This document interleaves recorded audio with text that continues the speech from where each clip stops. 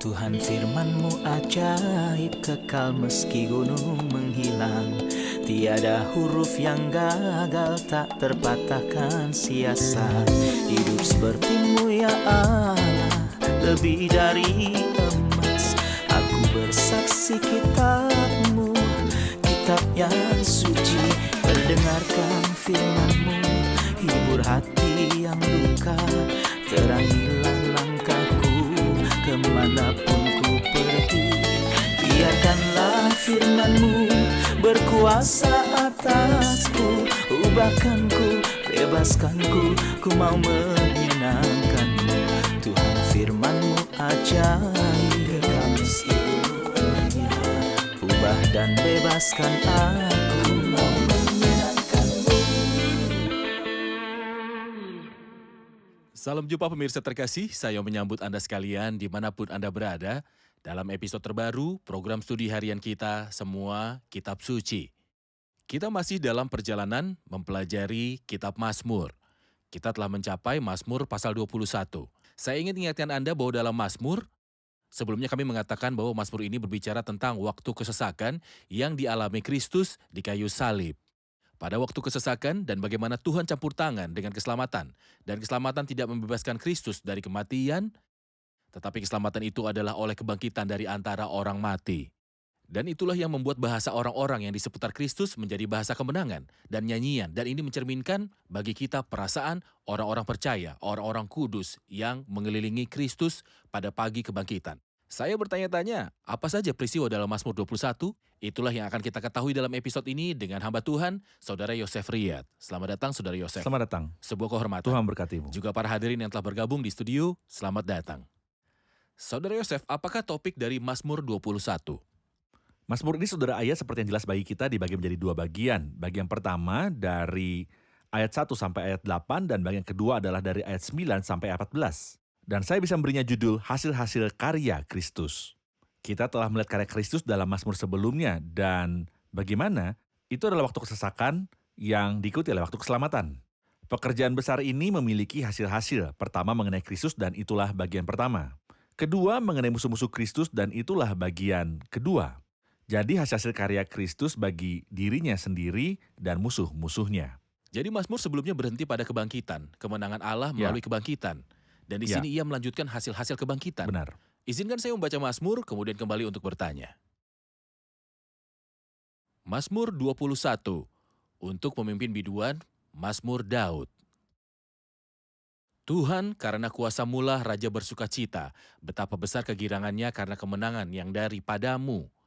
Apa yang menjadi keinginan hatinya telah Kau karuniakan kepadanya, dan permintaan bibirnya tidak Kau tolak. Selah. Sebab Engkau menyambut dia dengan berkat melimpah, Engkau menaruh mahkota dari emas tua di atas kepalanya. Hidup dimintanya daripada-Mu, Engkau memberikannya kepadanya. Dan umur panjang untuk seterusnya dan selama-lamanya. Besar kemuliaannya karena kemenangan yang daripada-Mu, keagungan dan semarak telah Kau karuniakan kepadanya. Ya, Engkau membuat dia menjadi berkat untuk seterusnya. Engkau memenuhi dia dengan sukacita di hadapan-Mu. Sebab Raja percaya kepada Tuhan dan karena kasih setia yang maha tinggi, ia tidak goyang. Tangan-Mu akan menjangkau semua musuh-Mu. Tangan kanan-Mu akan menjangkau orang-orang yang membenci Engkau. Engkau akan membuat mereka seperti perapian yang menyala-nyala pada waktu Engkau menampakkan diri, ya Tuhan. Murka Tuhan akan menelan mereka dan api akan memakan mereka. Keturunan mereka akan Kau binasakan dari muka bumi dan anak cucu mereka dari antara anak-anak manusia. Apabila mereka hendak mendatangkan malapetaka atas-Mu, merancangkan tipu muslihat, mereka tidak berdaya. Ya, Engkau akan membuat mereka melarikan diri. Dengan tali busur-Mu, Engkau membidik muka mereka. Bangkitlah ya Tuhan di dalam kuasa-Mu. Kami mau menyanyikan dan memasmurkan keperkasaan-Mu. Anda telah mengatakan bahwa Mazmur ini berbicara tentang hasil-hasil kebangkitan Kristus. Kemuliaan kebangkitan atau kemudian kemuliaan setelah kebangkitan. Mohon komentar Anda tentang bagian pertama, Tuhan karena kuasa-Mu lah Raja bersukacita, betapa besar kegirangannya karena kemenangan yang daripada-Mu. Apa yang menjadi keinginan hatinya telah Kau karuniakan kepadanya dan permintaan bibirnya tidak Kau tolak. Saya ingin Anda berfokus pada sebab Engkau menyambut dia dengan berkat melimpah. Apa artinya berkat melimpah? Ini bukan masuk pertama yang kita bicarakan tentang Kristus dan kebangkitannya. Anda ingat bahwa kita telah berbicara dalam Mazmur 16 tentang kehidupan Kristus dan juga kematian dan kebangkitannya. Dan Mazmur 16 diakhiri dengan ayat 11, di hadapanmu ada sukacita berlimpah-limpah, di tangan kananmu ada nikmat senantiasa. Dan ini berarti bahwa setelah kebangkitan, Kristus telah mencapai hadirat Allah yang dipenuhi dengan kegembiraan, kebahagiaan, dan kepenuhan sukacita. Dan itulah yang dikatakan di sini, kebangkitan digenapi dalam Mazmur sebelumnya. Jadi apa yang terjadi? Atau kita dapat mengatakan bahwa Mazmur ini berbicara kepada Tuhan tentang Raja setelah mereka berbicara dalam Mazmur sebelumnya dengan Raja. Kiranya Tuhan menjawab engkau pada waktu kesesakan. Di sini ia sedang berbicara kepada Tuhan tentang Raja. Jadi mereka berkata, Tuhan karena kuasamu lah Raja bersukacita. Karena kemenangan daripadamu, kebangkitannya dari kematian. Betapa besar kegirangannya. Jadi setelah kebangkitan, Kristus mencapai hadirat Bapa. Dan Anda ingat bahwa Kristus telah berkata kepada murid-muridnya ketika ia hampir naik ke kayu salib, sekiranya kamu mengasihi aku, kamu tentu akan bersukacita karena aku pergi kepada Bapakku. Karena itu Kristus pergi kepada Bapa di mana ada kegembiraan dan kepenuhan sukacita. Apa yang menjadi keinginan hatinya telah kau karuniakan kepadanya, kebangkitan dari kematian dan buah melimpah. Karena ia mengubur dirinya, bisa dikata biji gandum jatuh ke tanah dan mati untuk menghasilkan banyak biji. Apa yang menjadi keinginan hatinya telah kau karuniakan kepadanya dan permintaan bibirnya tidak kau tolak. Sebab engkau menyambut dia dengan berkat melimpah. Kita ingat bahwa Kristus dipenuhi dengan kehinaan. Ya. Ia dipenuhi dengan kehinaan di kayu salib dan sebelum kayu salib. Jadi mereka mengejek dia, memukul dia dan meludahi wajahnya. Meludahi wajahnya adalah sebuah hal yang menyedihkan. Ketika Miriam terkena kusta, Musa berdoa syafaat untuk dia, tolong sembuhkan dia, ya Allah. Tuhan berkata, sekiranya ayahnya meludahi mukanya, tidakkah ia mendapat malu? Selama 7 hari dikucilkan. Ini artinya ketika ayah seorang meludahi wajahnya, walau itu adalah ayahnya yang melakukannya. Tapi itu adalah alasan untuk rasa malu dan aib. Jadi terlebih besar lagi malu dan aibnya ketika orang barbar, orang banyak, dan orang jahat meludahi Tuhan kemuliaan, dia dipenuhi dengan aib. Tapi ada upahnya. Sememurka ini yang menimpa Kristus, Tuhan menanggapi dengan kemuliaan yang luar biasa untuk menyinarinya. Itu sebabnya ia memberitahu dia, sebab engkau menyambut dia dengan berkat melimpah. Ia akan dipenuhi dengan berkat, ia akan dipenuhi dengan kemuliaan, seperti yang akan ia jelaskan pada kita dalam ayat berikut. Engkau menaruh mahkota dari emas tua di atas kepalanya. Di sini apa yang dikatakan kepada kita tentang pemahkotaan Kristus atau mahkota atas Kristus? Itu berbicara pada kita tentang jawaban Tuhan, tanggapan Tuhan terhadap mahkota duri yang memiliki aib ganda, karena duri adalah kutukan dosa. Ketika bumi dikutuk, Tuhan berkata pada Adam, terkutuklah tanah karena kamu, semak duri dan rumput duri yang akan dihasilkannya bagimu. Semak duri ini adalah hasil dari dosa yang didatangkan oleh Adam. Mereka meletakkannya di atas kepala Kristus. Tetapi setelah mahkota duri berakhir, Allah berkata kepada Kristus bahwa ada mahkota yang menunggunya. Bukan mahkota duri, tetapi mahkota dari emas murni. Dan emas murni adalah emas 24 karat, murni. Yang tidak mengandung ketidakmurnian. Dan ini menunjukkan kepada kita kemuliaan yang dituju oleh Kristus. Baik, kita rehat sejenak dan kembali untuk menjawab pertanyaan hadirin. Pemirsa terkasih, kami akan segera kembali setelah rehat. Mazmur 21 juga merupakan mazmur mesianik. Meskipun tidak termasuk dalam daftar resmi, boleh dikatakan. Perjanjian Baru tidak mengutipnya secara langsung untuk merujuk kepada Kristus. Tapi kita tidak bisa membaca mazmur ini tanpa mencapai kesimpulan yang jelas bahwa itu jelas merujuk kepada Kristus. Seperti yang diajarkan Talmud Ibrani bahwa raja yang disebut dalam Mazmur 21 ialah Mesias, Kristus yang diantisipasi. Berkuasa atasku, ubahkanku, bebaskanku, ku mau menyenangkanmu. Tuhan firman-Mu ajaib, kekal seluruhnya. Ubah dan bebaskan aku, mau menyenangkanmu. Kami telah kembali pemirsa terkasih untuk menjawab pertanyaan hadirin di studio. Bisakah Mazmur ini Silakan. diterapkan pada Daud ketika dia dimahkotai sebagai raja dan mahkota raja diletakkan di atas kepalanya? Anda mengatakan dalam Mazmur sebelumnya bahwa ada beberapa hal yang tidak dapat diterapkan kepada siapapun kecuali Kristus. Tetapi di sini bisa saja terjadi dengan Daud secara harfiah. Juga di sini dalam Mazmur ini ada beberapa hal yang tidak dapat diterapkan kepada siapapun kecuali Kristus. Saya tidak mengatakan bahwa itu tidak terpenuhi sebagian. Dengan Daud, seperti semua Mazmur, tetapi jangan lupa bahwa kesaksian Yesus Adalah adalah roh nubuat. roh nubuat. Namun contohnya, lihatlah apa yang disebut dalam ayat 4. Hidup dimintanya daripadamu, engkau memberikannya kepadanya. Dan umur panjang untuk seterusnya dan selama-lamanya. Apakah hal ini berlaku bagi Daud? Apakah Kristus ia saja? hidup selamanya? Ia mati setelah 70 tahun. Namun siapakah dia yang mati? Dan memperoleh kehidupan selamanya? Aku hidup sampai selama-lamanya. Benar, akulah yang hidup, aku telah mati. Namun lihatlah, aku hidup sampai selama-lamanya. Pembicaraan dalam aplikasi terakhirnya. Tidak berlaku kecuali untuk anak Daud yang adalah subjek dari semua simbol dan semua nubuat dari kitab suci. Untuk melanjutkan pembicaraan ini, Saudara Yosef dalam ayat 5, hidup dimintanya daripadamu, engkau memberikannya kepadanya. Anda telah mengatakan bahwa ini Ya. adalah hidup kebangkitan setelah kebangkitan. Dan umur panjang untuk seterusnya dan selama-lamanya, besar kemuliaannya karena kemenangan yang daripadamu, keagungan dan semarak telah kau karuniakan kepadanya, ya engkau membuat dia menjadi berkat untuk seterusnya. Apa yang dimaksud dengan engkau membuat dia menjadi berkat untuk seterusnya? Jika kita melihat ayat yang ke-6, besar kemuliaannya karena kemenangan yang daripadamu, keagungan dan semarak telah kau karuniakan kepadanya. Kami tidak melupakan situasi yang memalukan. Ketika mereka membagi-bagi pakaian Kristus, meskipun tentu saja itu adalah pakaian sederhana. Karena Kristus tidak tertarik pada kesenangan dunia dan pakaian mewah dunia, tetapi mereka mengambil darinya bahkan pakaian sederhana dan mereka menggantungnya telanjang. Jadi bagaimana Tuhan menanggapi perilaku ini? Keagungan dan semarak telah kau karuniakan kepadanya. Ini mengingatkan kita pada apa yang tertulis dalam Ibrani pasal 2 ketika dia berkata, engkau telah memahkotainya dengan kemuliaan dan hormat. Atau Yesus kita lihat dimahkotai dengan kemuliaan dan hormat. Kemuliaan dan hormat dalam Ibrani 2 persisnya jubah kemuliaan dan hormat. Seolah ia ingin mengatakan bahwa karena ia adalah imam besar, ia telah mengenakan pakaian itu. Kemuliaan dan kehormatan.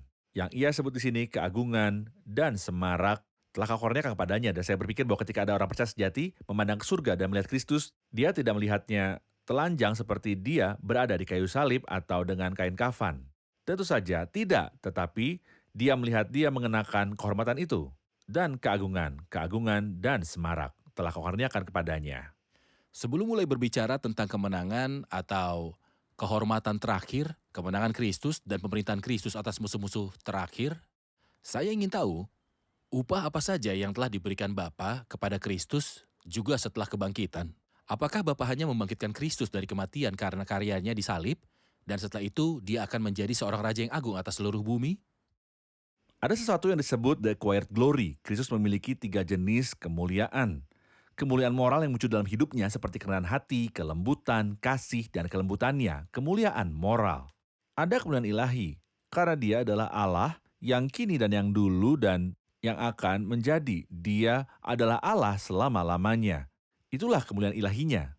Tetapi ada kemuliaan lain, yang bukan kemuliaan moral maupun kemuliaan ilahi. Itu adalah kemuliaan yang diperoleh. Apa yang dimaksud dengan kemuliaan yang diperoleh? Itu adalah kemuliaan yang dia peroleh melalui karya salib. Sebagaimana Kristus telah memuliakan Bapa dalam karya salib, maka Allah memberi dia kemuliaan yang diperoleh. Saya pikir apa yang kita lihat di sini adalah kemuliaan yang diperoleh. Bahwa di antara setiap paragrafnya ada yang kita baca di ayat 6, engkau membuat dia menjadi berkat. Saya suka ungkapan ini, engkau membuat dia menjadi berkat selamanya. Kita tidak lupa bahwa dia dijadikan sebuah kutuk. Iya, Sebab ada tertulis terkutuklah orang yang digantung pada kayu salib. Dia tidak menjadi sebuah berkat. Tetapi engkau membuat dia paling diberkati. yang paling diberkati.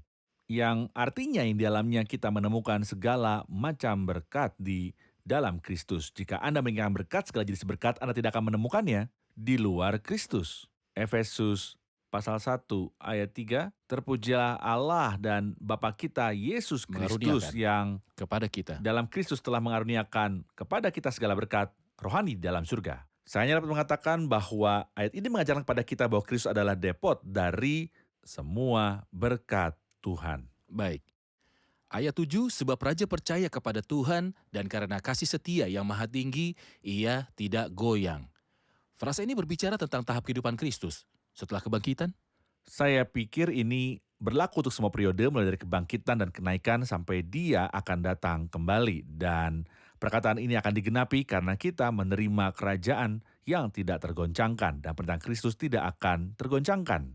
Dan karena kasih setia yang maha tinggi, ia tidak goyang, kerajaannya akan bertahan selamanya seperti yang kita pahami dari pasal-pasal lain dalam Alkitab. Baik, Saudara Yosef beri saya gambaran terakhir tentang bagian dari ayat 8 sampai akhir Mazmur. Anda katakan bagian pertama berbicara tentang kemuliaan kebangkitan. Apa yang dibicarakan di bagian kedua? Ini berbicara tentang balas dendam dan menghancurkan musuh. Kita harus tahu bahwa ada dua hasil karena ketaatan Kristus dan hormatnya kepada Allah sampai mati. Allah telah menghormati dia dan memuliakan dia. Apa yang akan dilakukan terhadap orang yang berkenan Allah hormati? Sungguh, orang yang paling menghormati Allah adalah Kristus. Itulah sebabnya sosok yang paling dihormati Allah adalah Kristus. Dan itulah topik dari ayat 1 sampai 8. Ayat-ayat lain berbicara tentang mereka yang menolak pribadi Kristus dan menghinanya. Kita tahu bahwa hari ini kita hidup di dalam waktu kasih karunia. Dan Tuhan sabar terhadap yang jahat. Tetapi kita tahu bahwa ini tidak akan berlanjut dan tidak bisa berlanjut selamanya. Suatu saat akan tiba ketika gereja akan diangkat ke surga dan pada saat itu masa tenggang akan berakhir. Dan hari pembalasan dari Allah kita akan dimulai setelah 7 tahun kesengsaraan di bumi. Tuhan akan menampakkan diri dan itulah yang dibicarakan di sini pada saat murka Tuhan. Kristus akan datang dan menampakkan diri. Jadi apa yang akan terjadi ketika Kristus akan datang? Kristus akan datang dari surga ke bumi. Musuh akan berpikir bahwa itu akan seperti pertama kali.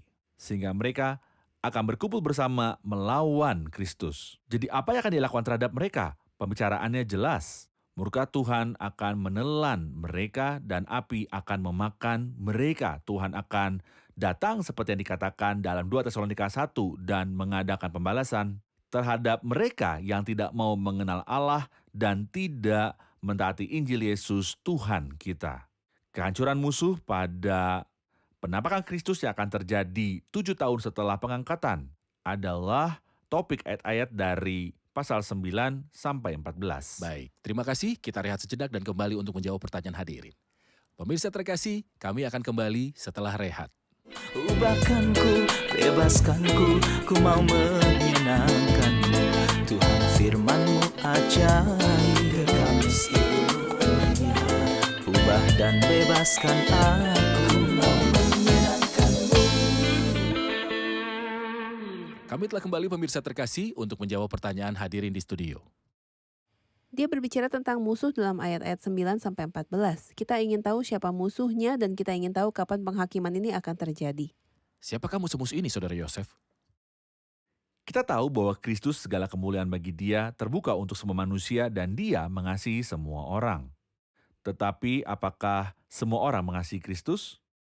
Izinkan saya mengatakannya dengan cara yang berbeda. Jika kita membaca dalam Lukas 19 ayat 27, kita membaca pembicaraan Kristus tentang kapan dia akan kembali dan memerintah. Maka dia berkata, akan tapi semua seteruk ini Iya, yang tidak suka yang aku tidak menjadi suka. rajanya, bawalah mereka kemari. Yang menolak pemerintahan Kristus. Orang-orang jahat yang berkata di Mazmur 12, bibir kami menyokong kami. Siapakah Tuhan atas kami? Kami tidak ingin ada yang menjadi Tuhan kami. Jadi mereka menolak ketuhanan Kristus dan pemerintahan Kristus.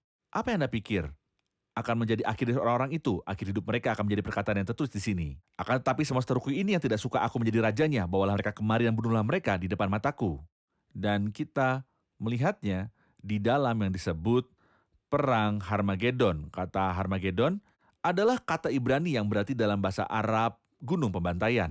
Seolah-olah Tuhan kita akan mengumpulkan orang-orang yang menolak Kristus di gunung yang disebut gunung pembantaian.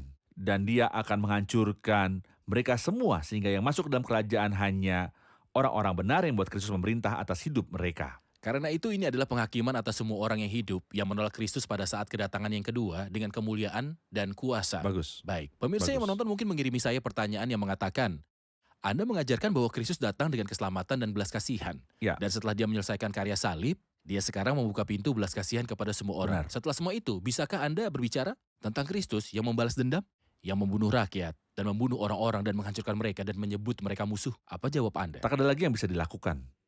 Tidak ada yang bisa dilakukan. Jika dia membuka pintu pertobatan dan keselamatan, bagaimana dengan mereka yang menolak keselamatan ini? Sebab kalau firman dikatakan dengan perantaran malaikat-malaikat tetap berlaku dan itulah pembicaraan tentang kitab suci. Dan setiap pelanggaran dan ketidaktaatan mendapat balasan yang setimpal.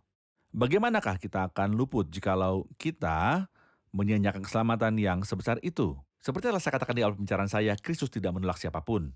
Tetapi beberapa orang menolaknya. Dan mereka menolaknya itu bukan masalah boleh menerima atau tidak. Itu bukan semau Anda sendiri. Jika Anda ingin percaya kepada Kristus, percayalah. Dan jika tidak, sesuka hatimu lah. Dan dia tidak akan berbuat apa-apa kepada Anda. Itu ilusi, mitos, dan mimpi. Tidak. Kristus akan membinasakan semua yang jahat, tetapi dia memberikan kesempatan. Dia membuka pintu. Dan itulah mengapa kami berteriak sekerasnya kami bisa. Tentu saya berbicara dengan gaya kiasan. Kami berteriak sekeras yang kami bisa dan kami berkata kepada orang-orang, berdamailah dengan Allah sebelum pintu ditutup. Dan ketika pintu akan ditutup, Anda tidak dapat menyalahkan siapapun kecuali diri Anda sendiri. Baik. Saya hanya ingin sesuatu di antara tanda kurung. Jelaskan pada saya apakah 1 atau 2 penghakiman, akankah Tuhan mengumpulkan semua orang yang menolak dia, yang mati dan yang hidup, semuanya dalam satu hari yang disebut Ba'ath atau hari kebangkitan? Yaitu untuk menghakimi mereka, atau apakah tepatnya yang akan dia lakukan? Tidak, pembicaraan ini mungkin baik dalam perjanjian lama sebelum Kristus datang dan sebelum dia memberi kita pencerahan dan memberi kita terang yang lengkap. Dan dalam perjanjian lama, orang-orang Yahudi dulu percaya pada hari penghakiman. Mereka tidak memilikinya dan itu benar. Ada hari penghakiman. Tapi perjanjian baru datang dan memberi kita lebih banyak rincian. Itulah sebabnya dalam terang perjanjian baru kita tahu bahwa ada 2 penghakiman, bukan 1 penghakiman. Yang akan menghakimi orang yang hidup dan yang mati. orang yang mati. Jadi ada penghakiman yang telah dibicarakan Rasul Petrus dalam pasal 4 dari surat pertamanya, yang telah siap sedia menghakimi orang yang hidup dan yang mati. Jadi ada penghakiman bagi orang yang hidup ketika Kristus datang kembali. Saat dia muncul dari surga, dia akan menghakimi yang hidup. Dan sisa orang mati akan tetap tinggal di kubur. Sampai 1000 tahun selesai. Dan setelah pemerintahan milenium Kristus menurut Wahyu pasal 20, setelah 1000 tahun lalu aku melihat suatu tahta putih yang besar dan aku melihat orang-orang mati. Jadi ada penghakiman bagi yang hidup sebelum pemerintahan milenium. Dan penghakiman bagi orang mati sesudahnya pemerintahan milenium. Dan jelas bahwa orang-orang yang akan berdiri dalam penghakiman ini tidak akan berdiri lagi. Karena penghakiman itu satu dan tidak ada naik banding untuk itu. Baik. Istilah penghakiman ia berkata dalam ayat 11, apabila mereka hendak mendatangkan malapetaka atasmu, merancakan tipu muslihat, mereka tidak berdaya. Apakah alasan ini cukup bagi Kristus untuk menghakimi mereka yang menolaknya? Ketika dia mengatakan mereka di sini mereka hendak mendatangkan malapetaka atasmu. Saya pikir referensi di sini saudara ayat adalah salah satu yang datang dalam Wahyu pasal 19. Dikatakan, dan aku melihat binatang itu dan raja-raja di bumi serta tentara-tentara mereka telah berkumpul untuk melakukan peperangan, melawan penunggang kuda itu dan tentaranya. Jadi mereka berkumpul bersama untuk berperang melawan Kristus ketika dia menampakkan diri. Mereka akan Baik. berpikir bahwa karena mereka memiliki perang ruang kasa dan rudal dipandu laser, mereka akan binasakan Kristus. Segera setelah dia turun seperti yang telah mereka lakukan pada kedatangan yang pertama ketika mereka membunuhnya dan menyalibkannya. Jadi mereka akan berpikir bahwa mereka akan melakukannya lagi. Tidak. Pertama kali dia datang untuk mati. Tujuannya adalah mati untuk menggenapi penebusan. Tapi untuk kedua kalinya, tidak. Dia akan datang untuk menghancurkan musuh-musuh. Itu sebabnya ia berkata, maka tertangkaplah binatang itu dan bersama-sama dengan dia nabi palsu. Dia menangkap orang-orang jahat itu dan semua orang lain dibunuh dengan pedang yang keluar dari mulut penunggang kuda itu. Dan semua burung kenyang oleh daging mereka. Itulah arti dari merancangkan tipu muslihat. Mereka tidak berdaya. Itu adalah sebuah ilusi. Bahwa Anda melawan Tuhan, itu sebuah ilusi. Baik. Ia menang atas mereka dan setelah itu dalam ayat 13, bangkitlah ya Tuhan dalam kuasa-Mu, kami mau menyanyikan dan memasmurkan keperkasaanmu. Ini juga suatu nyanyian. Ia Ya. memulai mazmur dengan sebuah nyanyian, Tuhan karena kuasa-Mu lah Raja bersukacita. Ya. Dan di sini diakhiri dengan sebuah nyanyian. Apa yang dikatakannya kepada kita tentang kemenangan kebangkitan pemerintah? Dengarlah, mengenai orang-orang percaya hidup mereka adalah kehidupan bernyanyi. Siapa yang menaruh lagu itu di mulut kita? Ketika kita melihat Mazmur 40, kita akan menemukan kata-kata yang indah ini. Dia telah menaruh nyanyian baru di mulutku. Terpujilah Allah kami. Jadi sosok yang telah menaruh nyanyian itu di mulut kita. Ketika kita melihat Mazmur berikutnya, Mazmur 22, kita akan tahu bahwa Kristus adalah pemimpin biduan. Ada ungkapan selalu diulang bahkan dalam Mazmur hari ini, yaitu pemimpin biduan. Siapa pemimpinnya? Timnya. Pemimpin, para pemain, dan penyanyi. Lalu siapa pemimpinnya? Siapa maestro dari orkestra ini? Kristus. Dialah yang mengatur nyanyian kita dengan suara tangisannya. Terima kasih Saudara Yosef, Tuhan berkati Anda. Tuhan Kita akan berkatimu. menuju ke hadirin untuk mendengar komentar mereka. Apa manfaat yang kita dapat di hari ini dari Mazmur 21? Kitab suci dipenuhi dengan takdir tertentu dari orang-orang jahat yang merupakan kebinasaan abadi. Jadi saya katakan kepada semua orang yang jauh dari Tuhan Yesus dan yang hidup dalam kejahatan untuk bertobat kembali dan menyelamatkan dirinya dari kebinasaan yang sangat mengerikan. Baik, Kristus adalah depot untuk semua berkat Allah dan semua berkat ini menjadi milik kita oleh karya Kristus di kayu salib. Sebagaimana kita telah diberkati dengan setiap berkat rohani di tempat-tempat surgawi di dalam Kristus Yesus. bagus. Saya telah belajar bahwa ada batas waktu kasih karunia. Saya berharap semua orang akan bangun. Dan seperti yang dikatakan ayat itu, bagaimanakah kita akan luput jikalau kita menyanyiakan keselamatan yang besar itu? Terima kasih, Tuhan berkati. Terima kasih Saudara Yosef. Kita akan bertemu di episode selanjutnya. Terima kasih. Pemirsa terkasih, Kristus telah menang dalam pertempuran salib dan dia bangkit.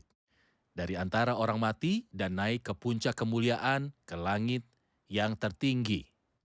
Dengan mahkota di kepalanya yang ia katakan di sini, engkau menaruh mahkota dari emas tua di atas kepalanya. Jadi Bapa menghadiahi dia dengan kebangkitan dari kematian dan ia memberi dia sebuah kemuliaan yang diperoleh. Dia telah diberikannya kepada jemaat sebagai kepala dari segala yang ada. Jemaat yang adalah tubuhnya yaitu kepenuhan dia yang memenuhi semua dan segala sesuatu. Tapi suatu hari yang akan segera datang, dia akan muncul dari langit yang terbuka dan dia akan datang dengan awan-awan. Dan dia akan datang dengan banyak mahkota di kepalanya, bukan hanya mahkota dari emas murni, tetapi dia akan memiliki banyak mahkota. Dan orang yang dipermalukan dan yang mahkota duri diletakkan di atas kepalanya, kita melihat dia sekarang dimahkotai dengan kemuliaan dan kehormatan, dan dia akan datang dengan banyak mahkota, dan dia akan menghancurkan musuh-musuh dan mendirikan kerajaan. Pada waktu itu Tuhan adalah satu-satunya dan namanya satu-satunya. Sebab bumi akan penuh dengan pengetahuan tentang kemuliaan Tuhan seperti air yang menutupi dasar laut. Haknya dan bagiannya, harta pusakanya yang Bapa beritahukan kepadanya, mintalah kepadaku, maka bangsa-bangsa menjadi milik pusakamu dan ujung bumi menjadi kepunyaanmu. Saya bertanya-tanya, maukah Anda berdiri di hadapannya sekarang dan menerima dia sebagai juru selamat, sebagai Tuhan atas hidup Anda, dan memperoleh bagian dalam kehidupan kekal? Atau akankah Anda menolaknya dan menjadi orang-orang yang menolaknya dan menghinanya? Dan kemudian posisi Anda di hadapannya akan sangat sulit. Pada hari ketika dia menampakkan diri dengan kemuliaan dan kuasa, pada saat itu tidak akan ada penerimaan dan kesempatan.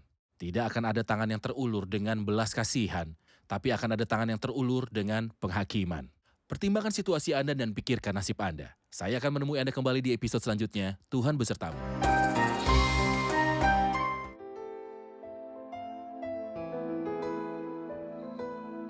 Tuhan firman-Mu ajaib, kekal meski gunung menghilang. Tiada huruf yang gagal, tak terpatahkan siasat. Hidup seperti-Mu ya Allah, lebih dari emas. Aku bersaksi kitab-Mu, kitab yang suci. Mendengarkan firman-Mu, hibur hati yang luka. Terangilah langkahku kemanapun ku pergi. Biarkanlah firman-Mu berkuasa atasku. Ubahkanku, bebaskanku, ku mau menyenangkan-Mu. Tuhan firman-Mu ajaib, kekal meski gunung. Ubah dan bebaskan aku.